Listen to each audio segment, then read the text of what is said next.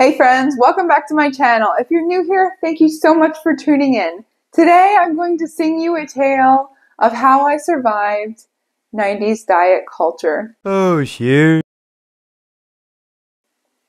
Just kidding, I wouldn't quite call myself a survivor, but I made it through. If you remember the 90s, and this is the era that I grew up in, fad diets were all the rage. It was low fat and Atkins and Slim Fast and Jenny Craig, and Weight Watchers was like making a comeback. I think they've been around since the 70s, but they had like a big new thing coming out, and the South Beach diet. And I remember at one point you could go to any pharmacy and they had these vitamins called Metabolife, and it was speed. It turns out that it was pretty much just speed that they were giving people over the counter, and it caused a lot of health problems. Models like Kate Moss were super popular, where they were stick thin and smoked a lot of cigarettes and wore a lot of black eyeliner. And that was super popular at the time. So that just gives you a glimpse of the era that I grew up in.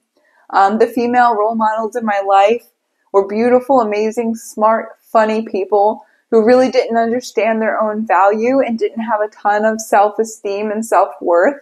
And I kind of took over that and modeled that. I was a chunky kid with very frizzy hair. I was extremely shy and quiet, which is shocking because today I cannot keep my mouth shut, even if I want to. Let's just say the dominoes were not stacked in my favor. I had a lot of difficulties to overcome in my upbringing. I was a serial yo-yo dieter. And if you don't know what yo-yo dieting is, I had to lose weight, and the way that you decide to lose weight is usually some kind of crash or fad diet. It's something that's very difficult, and it's something that usually you can't maintain for a lifetime. So you lose weight for a little while, and then you get back into old habits, and you gain weight again. And I was a yo-yo dieter my whole life, up until I was now years old. That's how long I was a yo-yo dieter. Now this is me in 2021. Yep, that was me. That was the highest I've ever weighed. I was 255 pounds. In contrast, this was me at 20 years old in 2009. That's also me. I was thinner than I am now. I was absolutely miserable. My diet at that point consisted of cigarettes and Diet Coke, and I was miserable. Before I found the lifestyle that fit me, in all of those years between the yo-yo dieting and the ups and downs, I had been diagnosed with depression, anxiety, ADHD, ADD, and I'm pretty sure that I had a terrible hormone imbalance. Once a month when my cycle began, I would get a giant breakout right around the chin, and that I learned later is an indication that is hormonal acne. So I'm pretty sure I had a hormonal imbalance. I was moody, difficult to get close to, difficult to concentrate. I had a lot of troubles, mental and physical and emotional. My eating was disordered.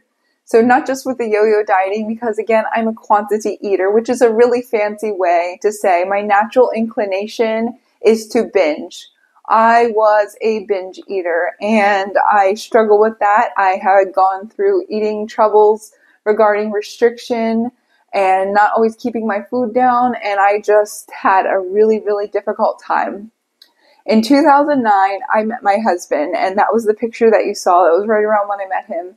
And inside, I was like a shell of a human being. My eating was like terrible, but I was still always kind of obsessed with weight.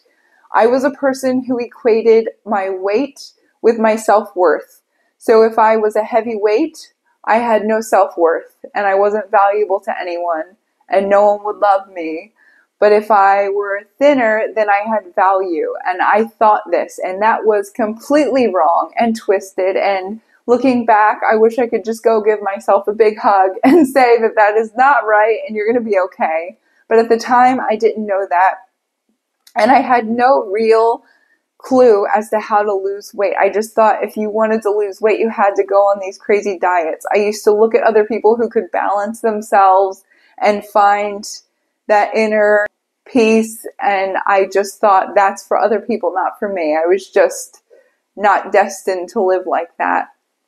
And that's a really sad way to be. And I tell you that I have a hard time telling this story because when I first started to get it together and lose weight permanently, really change my lifestyle, I just wanted to lose weight and pretend I was never fat. I figured at some point people would forget that I had been fat before and we could just go on with our quiet little merry way.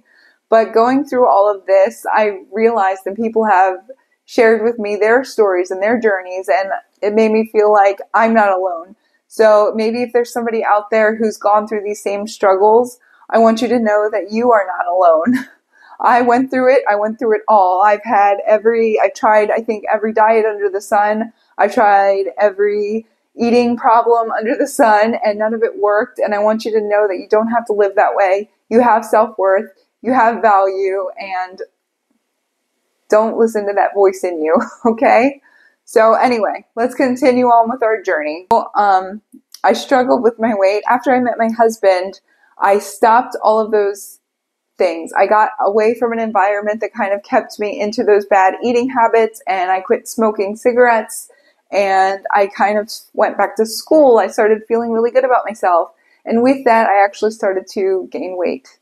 And I remember going back to yo-yo dieting, right back on the cycle where I just felt like I was powerless with regard to cravings and eating. And whenever I was dieting, I just felt like I was walking this very fine line where I was just teetering on the edge of going overboard and getting right back into the same cycle.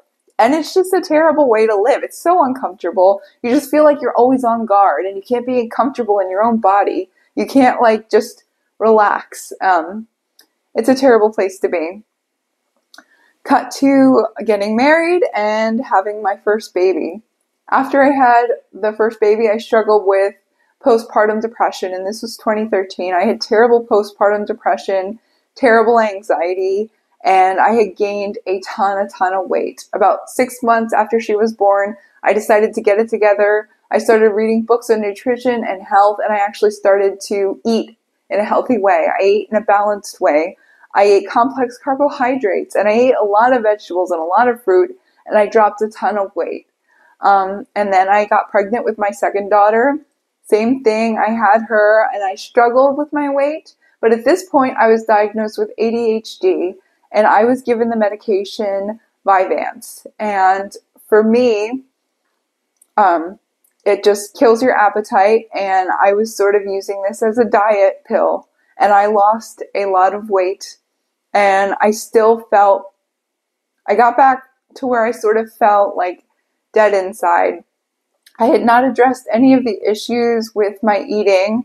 I had not addressed my problems with self-worth.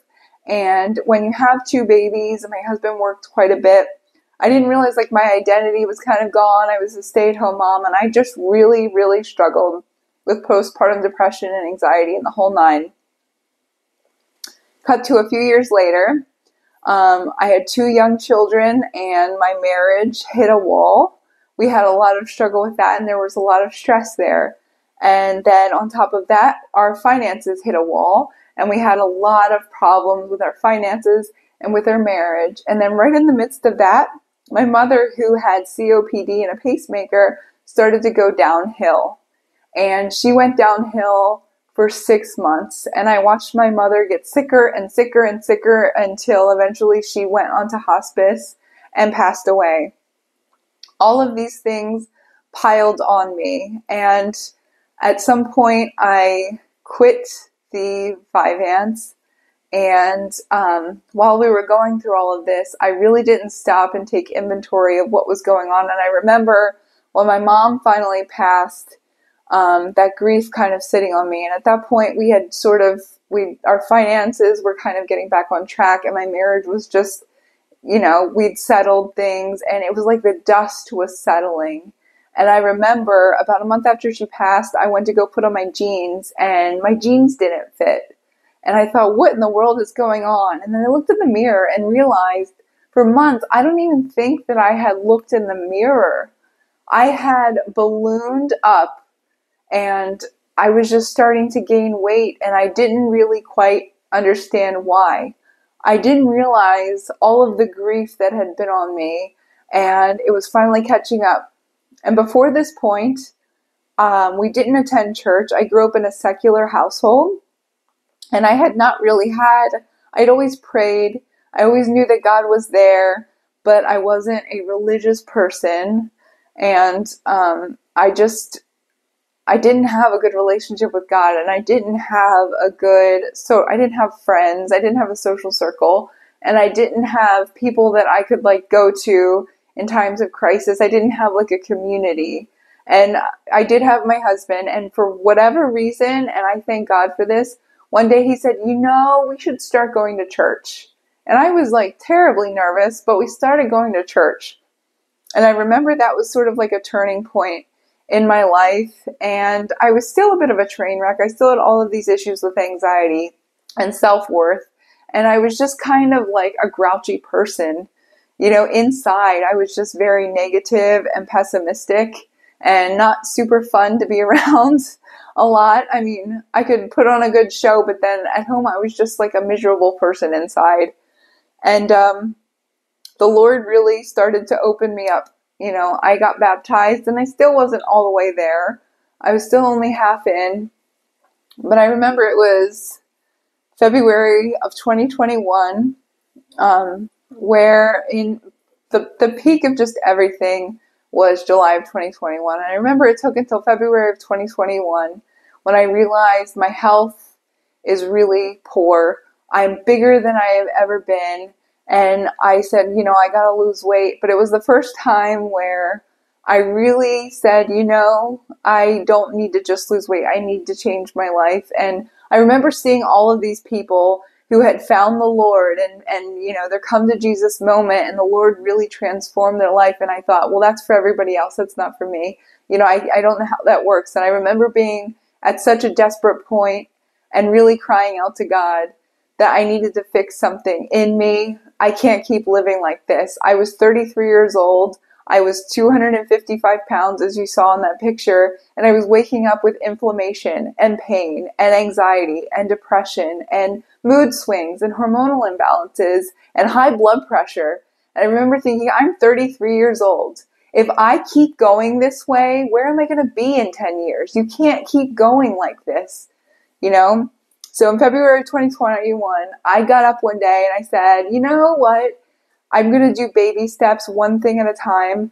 And I'm like, I've been fat for this long. I can be fat for a little longer while I try and work it out and figure out what I have to do.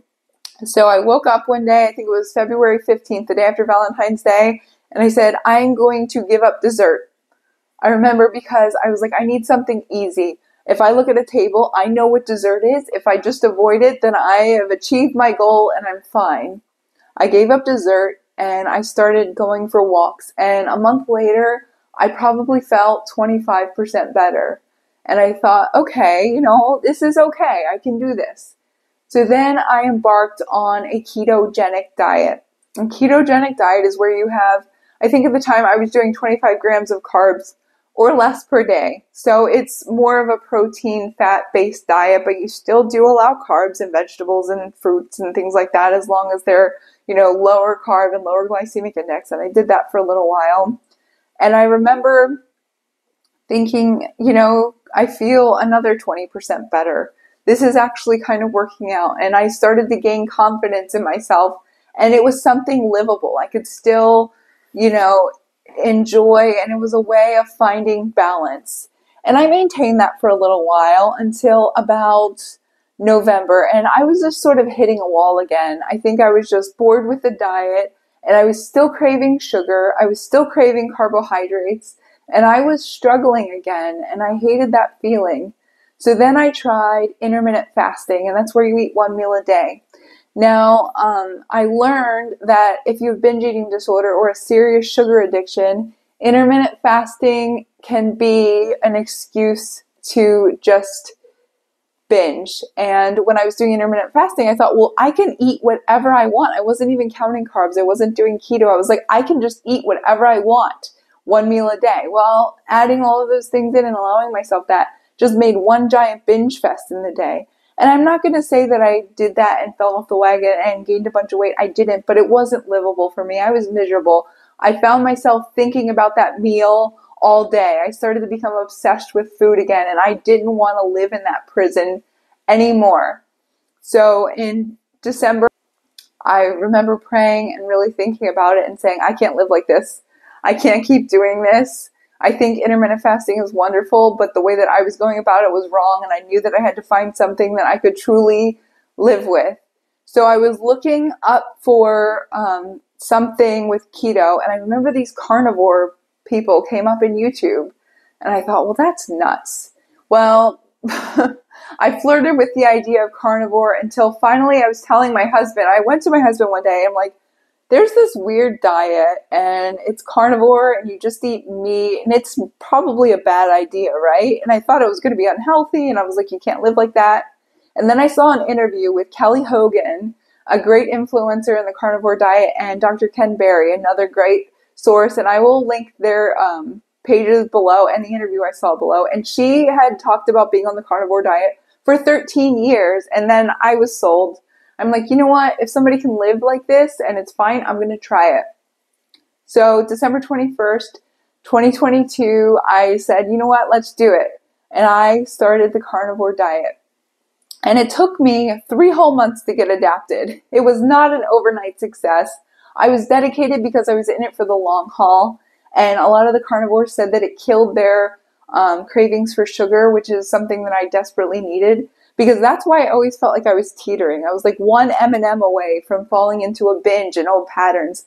I was a full-blown sugar addict. And it wasn't until I actually could admit that to myself, because it sounds silly, that I was equivalent to an alcoholic living in a bar.